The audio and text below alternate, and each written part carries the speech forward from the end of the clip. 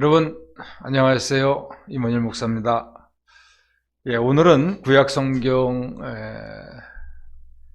개관 두 번째 강의로 구약성경의 배경을 이루고 있는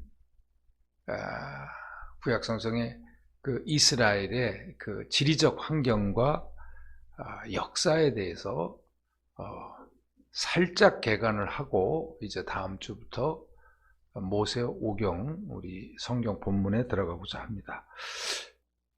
보통 지금의 이라크, 레바논, 시리아 그리고 이스라엘 이 지역을 비옥한 초생달 지역이다 이렇게 부릅니다. 이 용어는 이 19세기에 명명을 했어요. 처음으로. 그 이후로 이 중동 이라크, 이란, 그 다음에 레바논, 시리아, 이스라엘을 이르는 이 지역을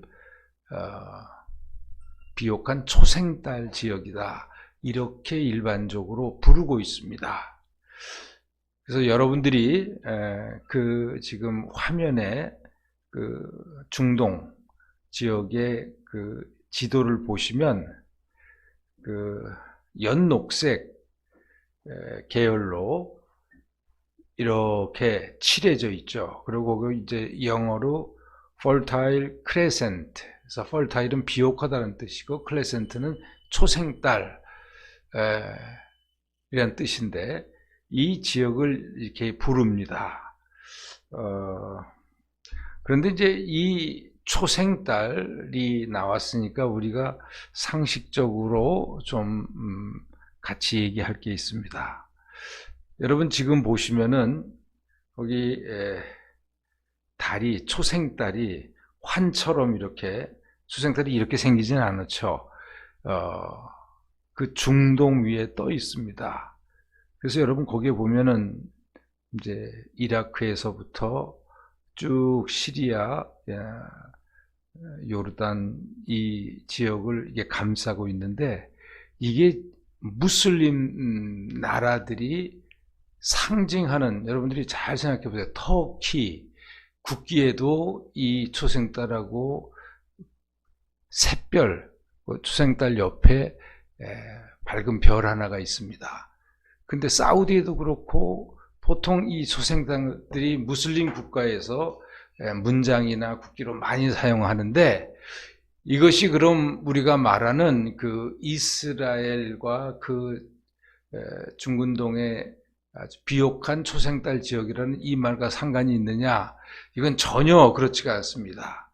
이 무슬림 국가들이 이 초생달과 샛별을 상징적으로 많이 중요하게 생각하는 것은 마호멧이 처음으로 알라의 계시를 받아서 그들의 성경이죠.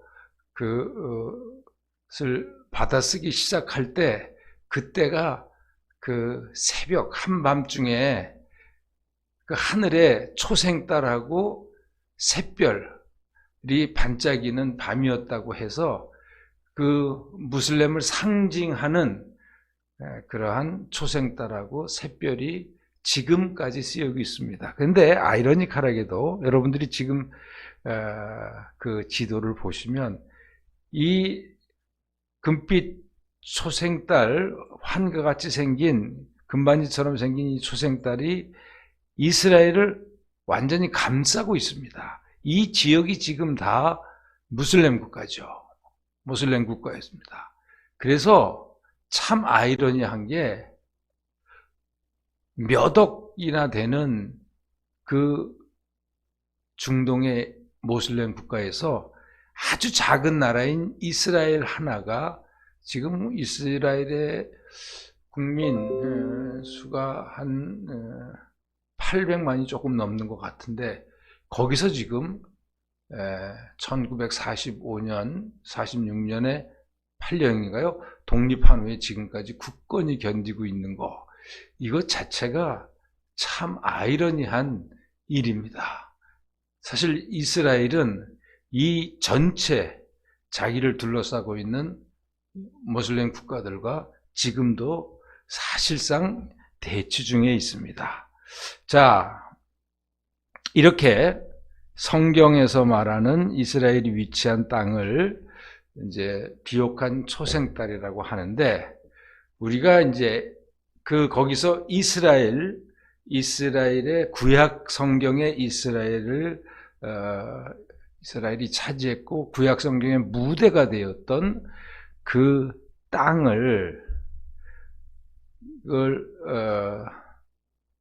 토포그래피라고 합니다. 즉 지도긴 지도인데 그 높낮이, 그 지역의 지형의 높낮이를 살린 그러한 지도를 토포그래피라고 하는데, 이제 여러분 요거를 보시면 자, 이스라엘의 북쪽에는 성경이 더 자주 나오죠. 헐몬산이 있습니다. 또는 헤르몬산이라고 그러는데, 이 헐몬산은 레바논 산맥이 저 북쪽에서부터 쭉 내려와서 이제 여기서 봉우리 하나를 크게 세우고 헐몬산, 이게 2800m입니다. 상당히 높은 산입니다. 우리나라 백두산이 한 2700이 되죠? 예. 그러니까 백두산보다 높은 산인데, 이 산이 요단강의 발원지입니다. 이 산에 쌓인 그 모든 물들이 계곡을 타고 흘러서 그 밑에 보면 그 요단강이 시작되고, 그리고 갈릴리 호수가 그 다음에 나오고, 계속 요단강이 이 협곡을 타고 흘러내려서 사해에 와서 물이 멈춥니다. 근데 아주 독특한 지형이죠.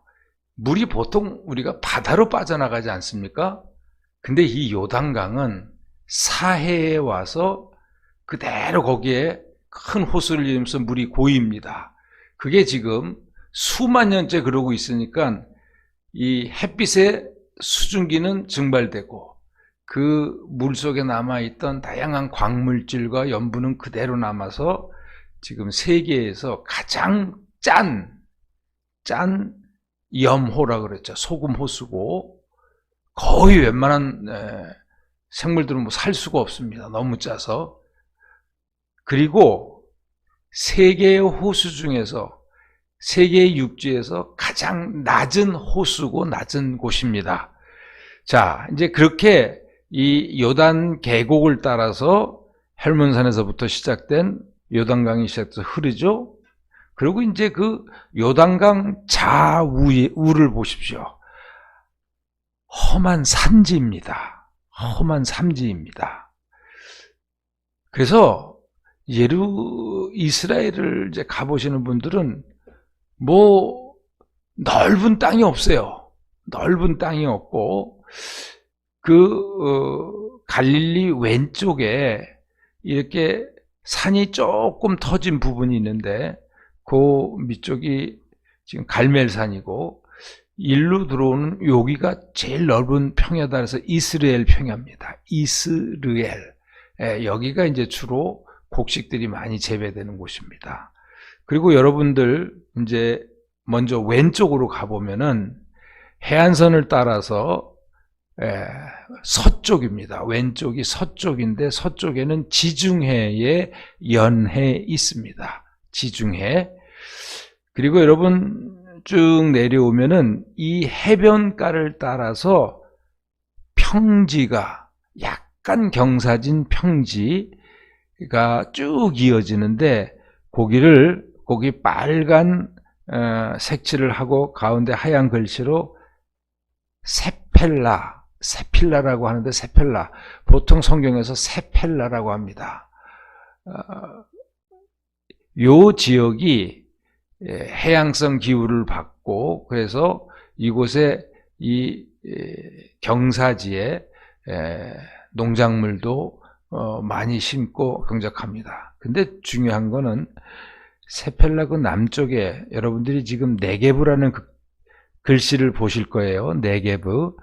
이제 거기가 유다 남쪽으로 하면 이제 네겝 사막이 시작되는 곳인데, 그 평야 지역의 그 사이가 바로 요 세펠라 평지에 블레셋의 5개 도시 국가가 세워졌던 곳입니다. 그러니까 상대적으로 좋은 땅이죠. 좋은 땅이고, 그래서 이스라엘의 주요 토지들은 다 험한 산악지대 위에 세워졌습니다. 그래서 여러분 대충 사해가 시작되는 호수가 시작되는 왼쪽으로 조금만 1cm 정도 오면 그 위에 누런색의 산지가 있는데 거기에 예루살렘이 있습니다. 거기에 예루살렘이 있고 이 산지가 쭉 사마리아로 해서 이제 갈릴리까지 이렇게 이어지고 있고, 이 산지를 내려오면은 바로 네겝 사막이 이제 시작되면서 이게 신광야로 이어져서 여기는 완전히 사막 기후입니다. 그 다음에 산지라는 그 표시가 있는 그 산악지대 우측으로 이렇게 보면 그러니까 사해 옆쪽에 바닥이 광야라는 그 표시가 나옵니다. 여기가 보통 우리가 유다 광야 혹은 요단 광야인데, 이쪽의 산악지대는 사람이 살기 힘든 건조한 사막 기후의 산악지대입니다. 여기가 바로 이제 우리가 사무엘서를 읽다 보면 다윗이 사울을 피해서 도망 다니던 이 지역이 바로 유대 광야가 되고, 그리고 여기는 안 나옵니다만 그 요단강 우측 편에 보면은 거기도 헬몬산서부터 그 산줄기가 쭉 이어져 가지고 굉장히 높은 산악지대입니다. 이제 여기가 성경에 나오는 모압, 암몬, 그 다음에 사해 끝으로 남쪽으로는 에돔이 자리 잡는 그러한 곳입니다. 물론 처음에 모세에 의해서 이쪽이 다 정복됐을 때는 여기가 므낫세 반지파라든가 또 그 첫째 아들 르우벤 지파, 이런 갓 지파들이 차지했던 이게 요단강 동편의 땅입니다. 여기도 처음에는 다 이스라엘 땅이었었는데 이제 역사가 지나면서 여기를 자꾸만 잃어버리기 시작합니다. 그래서 이게 우리가 이제 지형을 이렇게 토대로 해서 바라본 이스라엘 구약 성경의 주 무대가 되는 이스라엘의 질이고, 그 다음에 이제 여기 이 이스라엘의 기후를 또 우리가 알아야 구약 성경을 읽는데 우리가 착각하지 않게 됩니다. 자, 대한민국은 정말 세계 어딜 가도 보기 드문 살기 좋은 나라입니다. 봄, 여름, 가을, 겨울이 사계절이 뚜렷하죠. 그 다음에 금수강산이라고 해서 정말 대한민국의 물이 수질이 좋고 물이 풍성한 나라입니다. 근데 이 구약 성경의 무대가 된 이스라엘은 땅도 얼른 보기에, 여러분들이 보기에도 상당히 험한 산지형과 사막지형이 남쪽으로 동쪽으로 휩싸여 있는데 기후도 우리하고는 전혀 틀립니다. 그래서 여러분, 우리가 보통 가지고 있는 상식적인 봄, 여름, 가을, 기후, 또 물, 이런 거를 가지고 구약 성경을 읽으면은 이해가 안 되는 분이 상당히 많습니다. 그래서 지금 여러분들 화면에는 이스라엘의 평균 매월 기온이 나와 있습니다. 그럼 여러분, 맨 왼쪽에 제뉴얼이 1월 달인데 1월 달에 가장 낮은 온도가 8.2도입니다. 그러니까 요즘에 우리 날씨 정도가 1월 달에 가장 낮은 새벽 6시에 뭐 온도라고 하면 1월 달에 한낮 기온은 17.8도입니다. 그래서 1월이 보고 또 12월에 맨 끝에 가보면은 최저 기온이 영상 10도, 최고 기온이 영상 20도입니다. 그러니까 여러분, 이것만 봐도 뭐를 알 수 있습니까?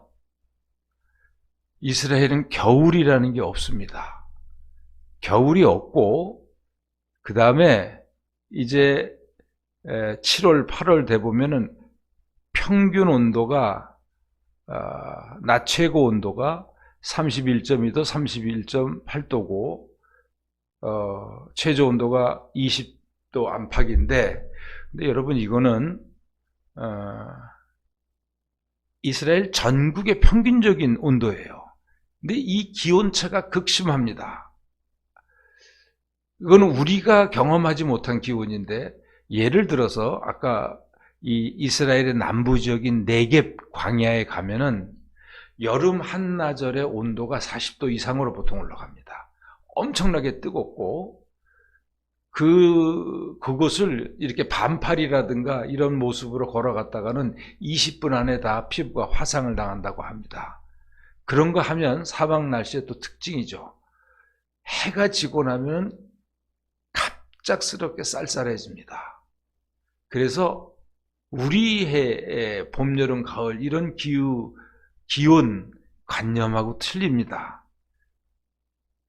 그리고 산지의 온도가 틀리고 계곡의 온도가 틀리고 또 서쪽의 해안가의 온도가 틀리고 동쪽의 사막과 접해 있는 아라비아 사막과 접해 있는 요단강 동쪽의 온도가 다 틀려서 온도 차가 극심하지만 여러분 하여튼 전반적으로 보면 1월 달에도 좀처럼 영하로 내려가지 않는다. 참 그래서 이스라엘은 여름과 겨울만 있고 우리의 봄, 가을이 없다 그러는데 사실은 가을도 없는 겁니다. 왜냐하면 겨울이 없는 게 얼음이 얼고 뭐 영하로 떨어져야 겨울이라고 하죠. 근데 하여튼 이스라엘 사람들은 이 8도로 떨어지는 이 정도의 1월에서부터 3월까지 영상 10도 이하로 요걸 겨울이라고 하는데, 어쨌든 이스라엘은 크게 그 사람들의 말에 의하면 추운 겨울과 더운 여름 두 계절밖에 없다 이렇게 생각하시면 됩니다. 그렇지만 그 추운 겨울이라고 우리가 여기서 영하 뭐 10도 이하 그런 겨울은 절대 아니고 추워봐야 영상 10도 안팎이다. 이게 이스라엘의 이제 기후인데요. 또 이스라엘의 독특한 게 뭐냐면은 이 비가 오는 시기입니다. 비가 오는 시기인데, 이스라엘은 우기가 언제부터 시작되냐면은 11월, 12월, 1월, 2월, 3월. 뭐 어떤 해는 10월 달에도 오는데 우리 계절로 얘기하면 겨울에 비가 오는 곳입니다. 비가 옵니다. 그래서 보통 이제 우리로 생각하면 가을 정도 10월, 11월에 오는 요때의 비를 이른 비라고 성경에서는 많이 얘기합니다. 그리고 요 이른 비가 내려야 여름 내내 6, 7개월 동안 물 한 방울도 내리지 않는 바싹 마른 땅에 이른 비가 10월 이후에 내리기 시작할 때 땅이 좀 부드러워지죠. 물기를 머금어서 요때가 바로 땅을 뒤엎고서 보리나 밀농, 씨를 뿌릴 때입니다. 그리고 나서 겨울을 지나고 봄 3, 4월에 이제 싹이 나서 자라잖아요. 이때 마지막으로 내리는 비, 이게 곡식을 아주 실하게 열매 맺게 하는 비인데 아주 중요하죠. 요 비가 안 오면은 곡식들이 다 쭉정이가 됩니다. 요때 내리는 비가 3월 달에 내리는 비입니다. 3월, 4월. 그거를 성경에서는 늦은 비라고 합니다. 그래서 하나님이 제때에 이른 비와 늦은 비를 내려주신다. 그리고 늦은 비가 끝나고 나서 우리가 6월절, 부활절이 지나고 한 50일 후에 그때부터 버리는 게 77절이라고, 맥추절이라고 하는데, 이스라엘은 그때가 곡식을 거두는 때입니다. 그게 우리의 이제 초여름에 해당하는 5, 6월, 요 사이에 있는데, 여러분, 그래서 이스라엘은 겨울에 비가 온다, 이렇게 생각하시면 됩니다. 그리고 이제 중요한 비가 그 이른 비, 늦은 비 사이에 있는 한겨울 1, 2월에 내리는 비입니다. 이때가 강수량이 제일 많다고 합니다. 이때 할몬산이나 이 산 위에 뭐 소낙비도 큰 비가 오는데, 요때 오는 비가 이스라엘의 1년 동안의 식수의 근원이 됩니다. 어떻게 되냐면 그때 막 쏟아지는 비들이 바위를 뚫고 지하수로 다 내려가서 그 지하에 있는 이 지하수를 꽉 채우고, 그것이 1년 내내 샘물로 솟아나는 겁니다. 그래서 이때 1, 2월 달에 비가 안 오면은 다음 해에는 식수난부터 시작해서 여러 가지 어려움을 겪습니다. 그래서 이스라엘에서는 요 이른 비, 늦은 비 사이에 있는 이 겨울 장마가 아주 다음 한 해를 살아가는데 중요한 강우량입니다. 그래서 이스라엘 사람들이 헬몬산이 어디서나 보이거든요. 이렇게 멀리서 보건 가까이서 보건 헬몬산 꼭대기에 눈이 하얗게 쌓이면은 그 쌓여 내려가는 걸 보고 충분한 비가 눈이 왔구나. 그러면 이스라엘 사람들이 얼굴이 밝아지고 인심이 좋아진다고 합니다. 왜냐하면 내년 물 걱정은 안 해도 되니까요. 그런데 1월이 지나고 2월이 지났는데도 헐몬산에 저 꼭대기에만 조금 눈이 쌓여 있지, 그 눈이 밑으로 안 내려놓으면 그때부터 이스라엘 사람들의 얼굴이 굳어진다고 합니다. 내년에는 가물겠구나. 물이 부족하겠구나. 그래서 구약 성경을 읽다 보면 이 가뭄으로 인한 그 이야기들이 참 많이 나오잖아요. 그만큼 이스라엘에서는 물이 아주 죽느냐 사느냐의 문제만큼 중요한 문제이기 때문에 그럽니다. 그래서 평균에서 이스라엘의 그 지역마다 다 차이가 있지만, 내겹 지역은 뭐 그것도 오지도 않지만 사막 지역은 1년의 총 강우량이 한 700mm 된다고 합니다. 1년 동안에 700mm면 우리나라가 한 1300에서 1500mm거든요. 남부 지역이나 제주도 같은 데는 1500mm까지 오고, 중부 지역이 한 1300, 뭐 이 정도니까 우리나라의 전체 강우량의 반 정도밖에 안 됩니다. 그래서 항상 그 나라에서는 물이 중요하다. 그래서 이러한 기후적인 특성 때문에, 자, 이제 한번 다시 정리합니다. 북쪽에서는 헬몬산이고, 서쪽으로는 지중해고, 그 다음에 동쪽으로는 그 아라비아 사막이 시작되는 겁니다. 끝도 없는 그 아라비아 사막이 되고, 남쪽으로도 네겝 사막입니다. 이런 독특한 지형이기 때문에 여기서는 물이 좀 부족하지만 4월에서부터 10월 달까지는 물 한 방울도 오지 않습니다. 그러면 4월, 5월, 6월, 7월, 8월, 9월, 10월 거의 7개월 동안은 물이 한 방울도 오지 않고 구름 한 점 없는 땡볕입니다. 그럼 이런 나라에서는 어떤 농사를 짓고 살겠는가? 바로 이스라엘에서는 과일 농사가 그래서 아주 잘 됩니다. 물만 해결되면.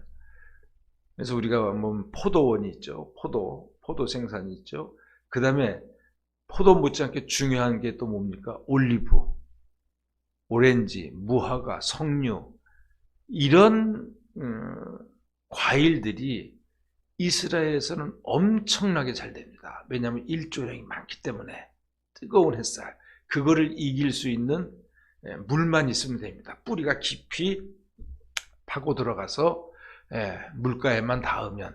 그래서 이런 나무들에 대한 비유적인 표현들이 구약 성경에는 많이 나옵니다.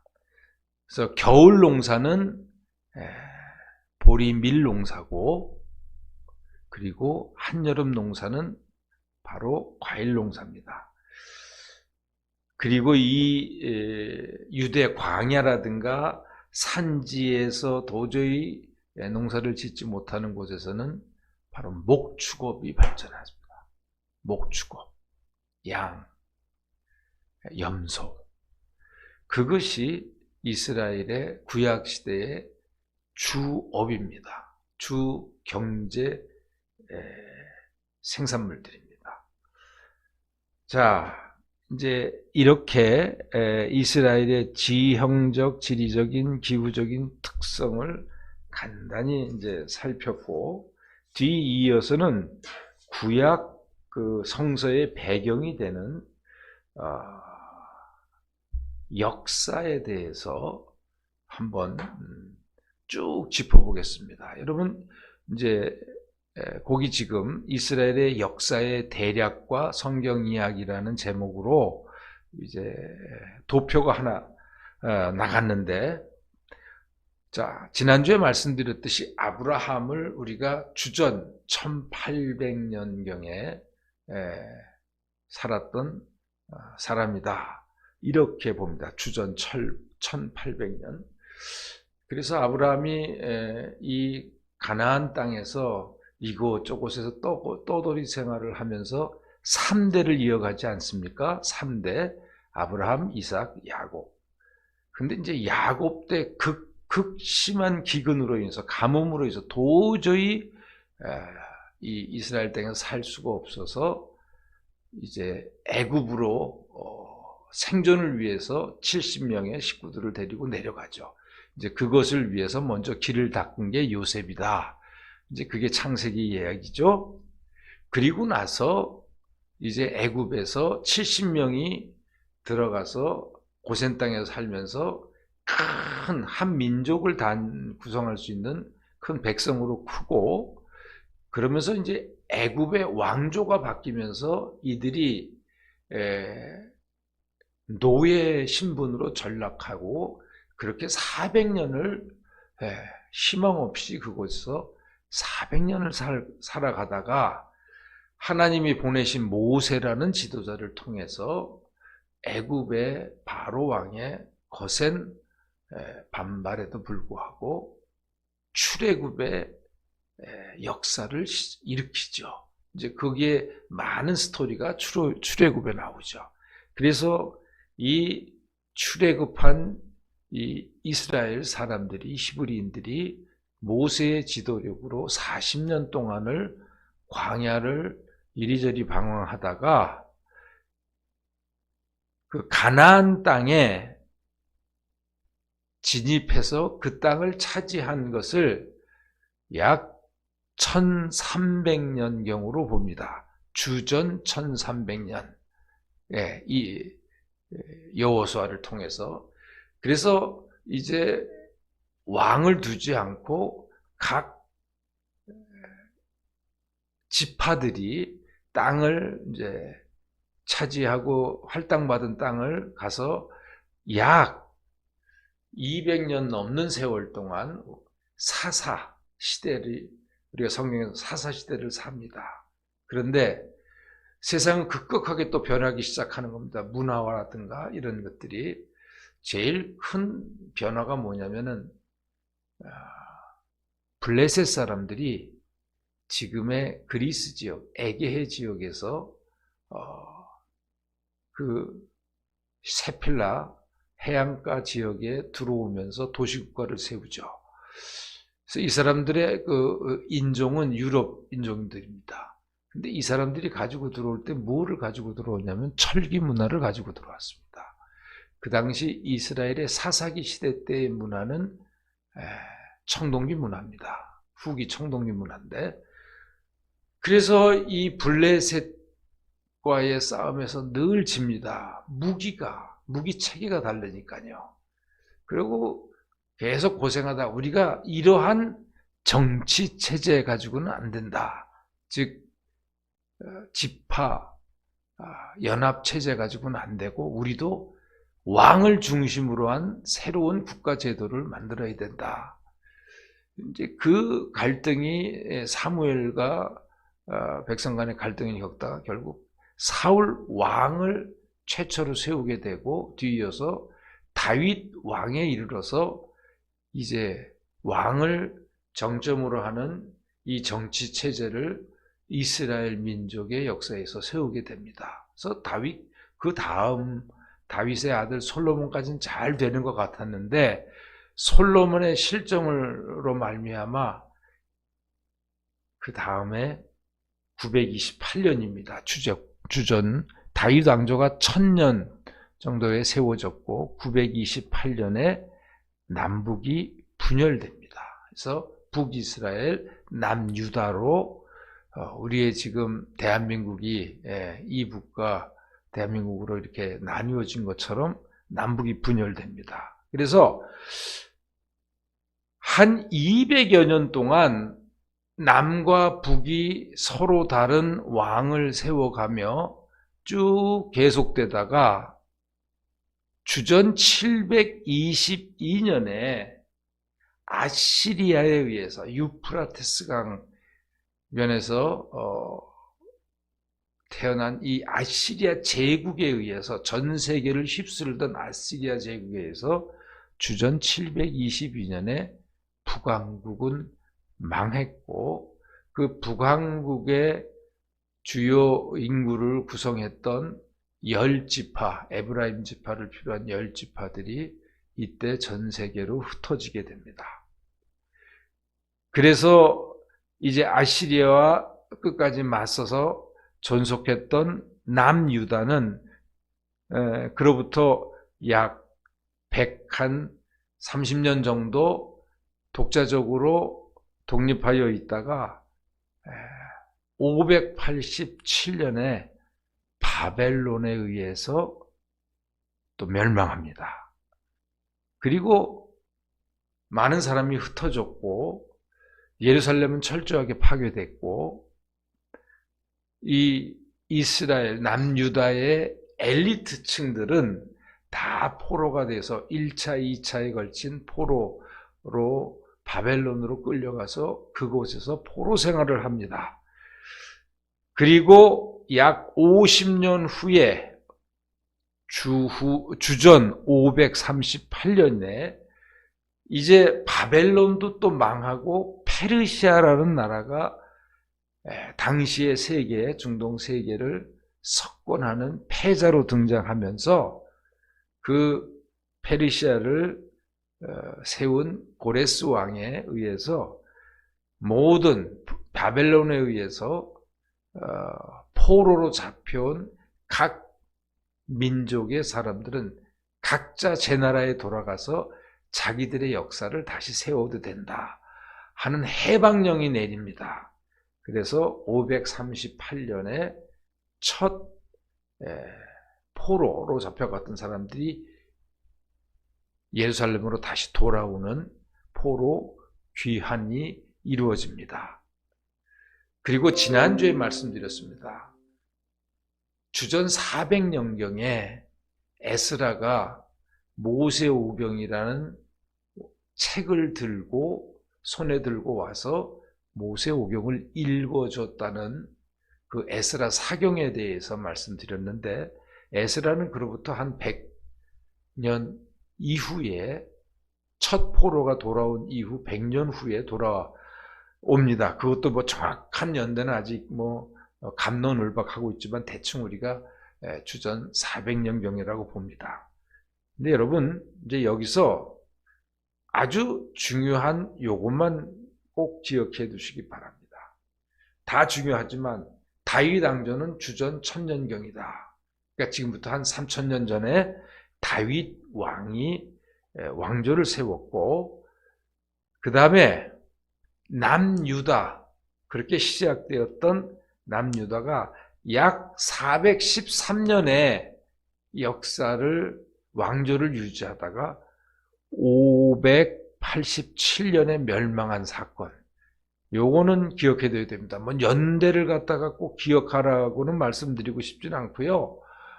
중요한 일입니다. 구약 성경을 이해하는데. 그리고 약 50년 후에 포로들이 귀환하는 요 시간.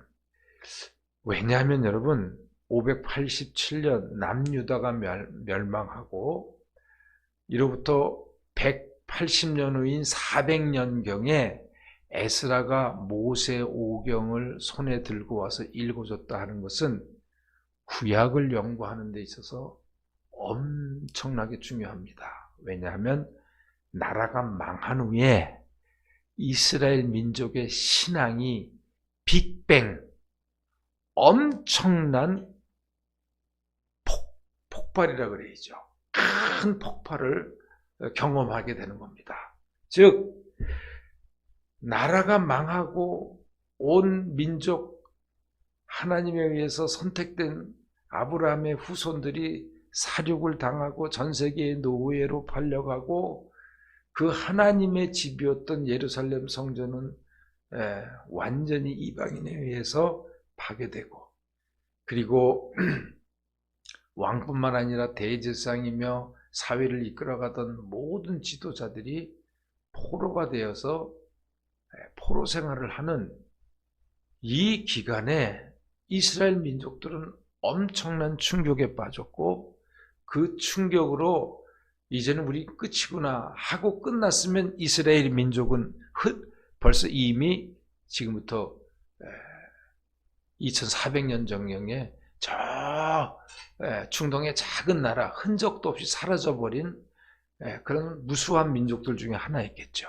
그런데 이들은 이 포로로 사는 그 기간 동안 에스라가 다시 성경을 가지고 들어온다면은 150년이라는 기간 동안 어마어마하게 많은 신앙의 성찰들을 하고 반성들을 합니다.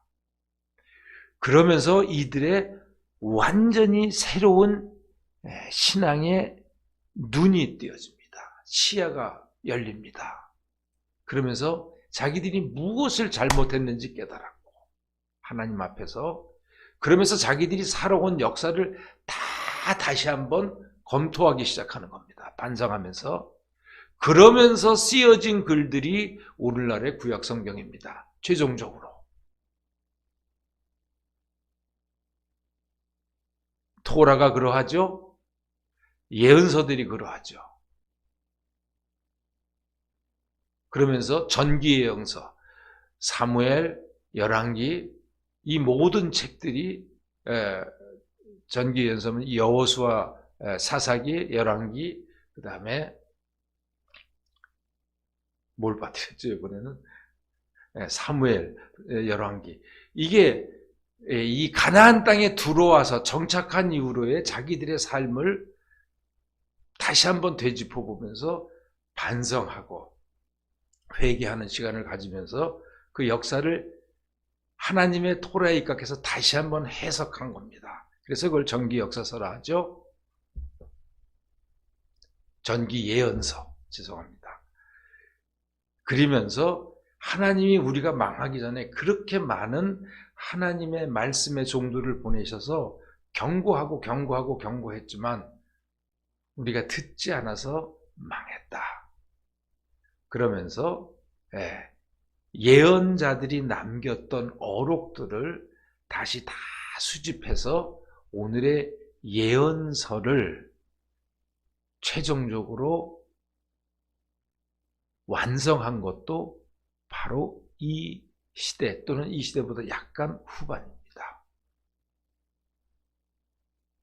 그리고 그때의 그 폭발했던 신앙이 엄청나게 폭과 깊이가 넓어졌고 그 신앙의 큰 길을 따라서 역사가 진행되면서 많은 굴곡 있는 역사가 진행되면서 결국은 그 마지막에는 예수 그리스도가 이 땅에 오시는 사건을 통해서 이 구약 성경의 역사는 종결이 되고 완결이 되는 겁니다. 이제 그런 거는 우리가 좀 더 이제 이야기를 이어갈 터인데 여기서 조금 어려운 얘기에 같지만 이 빅뱅이 일어나면서 이 포로기 시대 때부터 시작된 지금의 구약 성경을 최종적으로 편집하는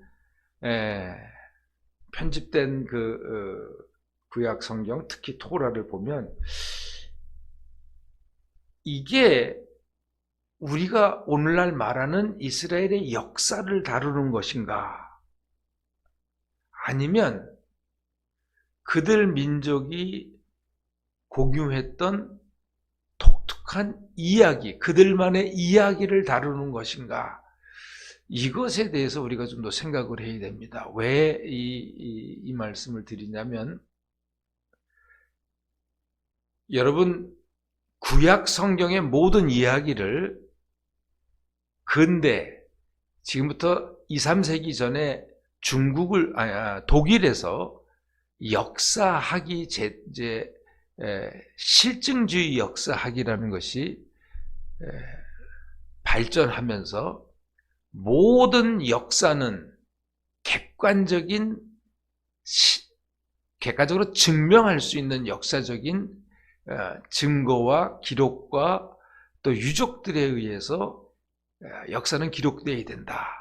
그러면서 아주 역사학이 엄청나게 발전을 했습니다. 바로 이러한 역사적인 이해를 가지고 실증주의적인 역사에 대한 이해를 가지고 독일에서부터 구약 성서를 다시 보기 시작했습니다. 왜냐하면 구약 성서 창세기부터 쭉 읽다 보면 너무 내용 자체가 모순적인 게 많거든요. 그래서 그것을 다시 한번 역사적으로 이 구약 성경에 나오는 모든 얘기들이 이게 객관적으로 실증할 수 있는 그런 자료라든가 고고학적인 유물이라든가 뭐 문서가 있나, 그러고서 쭉 성경을 갖다가 봤는데 별로 없더라 이겁니다. 그래서 근대적인 오늘날 우리가 알고 있는 역사적인 감각을 가지고 성경을 읽다 보면은 모순되는 게 상당히 많이 나옵니다. 그건 나중에 각 책들을 얘기하면서 언급할 기회가 있으면 말씀드리겠습니다. 그래서 1세기 전에 엄청난 일이 벌어졌습니다. 성경의 모든 얘기는 역사적인 사실이 아니다. 그는 이스라엘 민족의 자기들의 이야기일 뿐이다. 자기의 부족들이 만들어내는 이야기일 뿐이다. 그러면서 역사성을 부인하니까 진리성, 성경의 진실, 이거에 대한 회의가 많이 일어났습니다. 그러자 이스라엘의 역사는 근대의 역사학이 말하는 그러한 역사와 구약의 역사는 틀리다. 구약의 내용들은 이야기이다.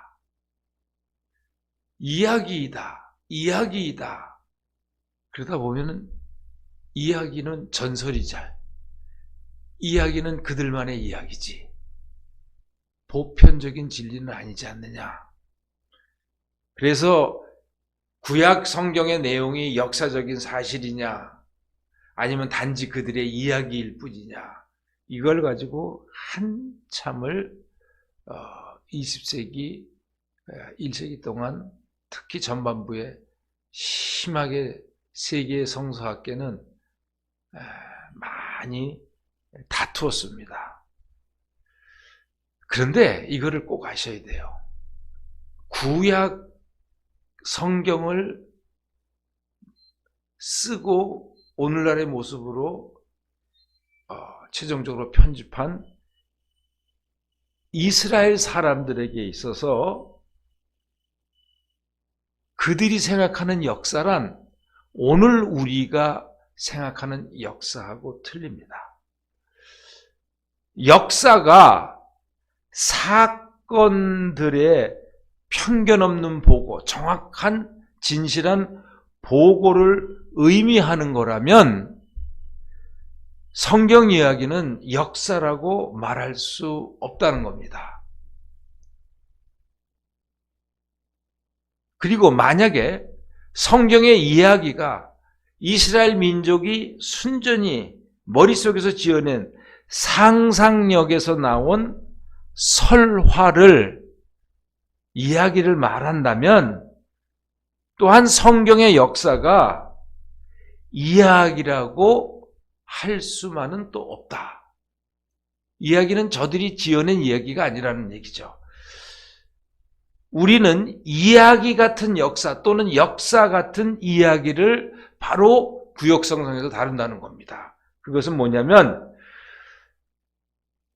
하나님께서 자기들의 역사에 개입하신 것, 그것을 그들은 그들의 신앙으로 느꼈고 알고 체험했고, 그 바로 하나님과 함께 이루어 온 그들의 삶의 이야기, 역사의 이야기를 기록한 것이 바로 성경이에요. 그래서 오늘날의 역사적인 안목에서 보면은 그거는 근거 없는 이야기가 될 수도 있지만, 그렇지만 그들의 이야기가 완전히 100% 자기들의 상상력에서 나온 얘기라면 그거는 전설일 수밖에 없죠. 우리가 공유할 수 없는. 그러나 우리는 구약 성경에서 역사를 통해서 이스라엘 민족과 함께 해오시고 그걸 통해서 저들에게 당신의 생각과 마음과 진리를 가르쳐 주신 하나님과의, 이스라엘 민족과의 독특한 관계, 그런 관계 속에서 이루어진 독특한 사건들이 엮어낸 이야기로서의 역사다. 이것이 성경책을 보는 우리 신앙인들의 구약 성경에 대한 바른 이해입니다.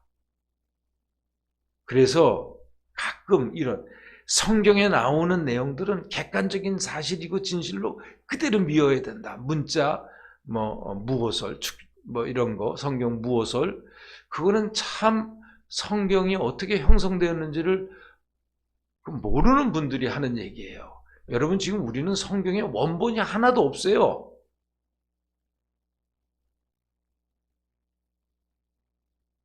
그렇지만 그 모든 과정을 통해서 이루어내시는 성령의 작품으로서 우리는 이걸 받아들이고, 그러면서 이걸 해석을 통해서 끝없이 성경 안에 감추어진 엄청난 의미들을 캐어내는 겁니다. 그러기 위해서는 역사적인 탐구도 필요하고, 고고학적인 탐구도 필요하고, 언어학적인 탐구도 필요하고, 문화사적인 다양한 연구를 통해서 성서에 감추어진 엄청난 의미들을 우리가 오늘도 새롭게 캐내는 것인데, 그냥 성경은 글자 그대로 객관적인 역사로 진리로 믿어야 된다 그럴 때는 난감해지는 거죠. 그건 넌센스입니다. 그런가 하면 요즘에 와서 우리 교회 밖에서는 도킨스 같은 사람이 그런 말을 했잖아요. 기독교의 역사는 구약에서부터 다 한 부족이 만들어낸 자기들의 신화 이야기다. 그거를 진리처럼 믿고 있는 오늘날 21세기에 이 기독교와 이 모든 종교들이 참 우습다. 이런 게, 이 기독교의 성경에 하나님의 말씀으로서의 권위 자체를 부인하려는 그러한 또 시도들이 우리 주변에서 얼마나 많습니까? 매일 듣는 거죠. 그래서 그건 저들의 만들어낸 이야기일 뿐이다. 그것도 아닙니다. 그래서 성경은 이야기로서의 역사이지만 또한 역사로서의 이야기. 어떤 이야기냐? 한 민족이 역사를 통해서 하나님을 만나고 체험한 그 많은 사건들을 자신들의 신앙 고백의 이야기로 엮어놓은 책이 구약 성경이다. 이렇게 우리는 이제 역사로서의 이야기, 이야기로서의 역사, 그것이 바로 구약 성경 39권이 담고 있는 이스라엘 민족의 신앙 고백서로서의 구약 성경이다. 이렇게 이해하고 이제 성경을 우리가 구약 성경의 본문에 들어가도록 하겠습니다. 여러분, 오늘은 이제 여기까지 말씀드리고 다음 주에 이제 모세오경을 가지고 여러분들을 다시 만나도록 하겠습니다. 여러분, 시청해 주셔서 감사합니다. 편안한 시간 지내시기 바랍니다. 안녕히 계십시오.